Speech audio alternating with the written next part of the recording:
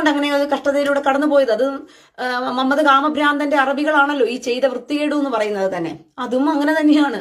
ആ ഒരു ബുദ്ധിമുട്ട് എല്ലാവർക്കും ഉണ്ടാകുന്നത് പോലെ മനുഷ്യ ഹൃദയമുള്ള എല്ലാവർക്കും അദ്ദേഹത്തിന്റെ കഷ്ടതയും ബുദ്ധിമുട്ടും ഒക്കെ കാണുമ്പം വിഷമം തോന്നും. ആ വിഷമം എനിക്കും ഉണ്ട്.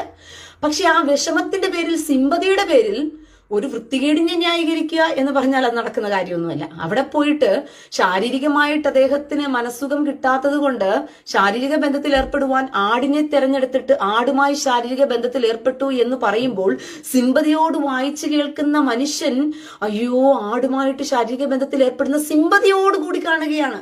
അപ്പോൾ അത് സമൂഹത്തിന് കൊടുക്കുന്ന കാഴ്ചപ്പാട് എന്താണ്? അത് സമൂഹത്തിൽ കൊടുക്കുന്ന ചിന്താബോധം എന്താണ്? പട്ടിയുടെ കൂടെയും ശയിക്കാം, എടാ പന്നിയുടെ കൂടെയും ശയിക്കാം, ആടിന്റെ കൂടെയും ശയിക്കാം, അല്ലെങ്കിൽ പോയി വല്ല ഒട്ടകത്തിന്റെ കൂടെയും കിടക്കാം എന്ന് പറഞ്ഞുള്ള തെറ്റായ കാഴ്ചപ്പാടാണ് സമൂഹത്തിന് മുമ്പില് കാണിച്ചു കൊടുക്കുന്നത്. ഒരു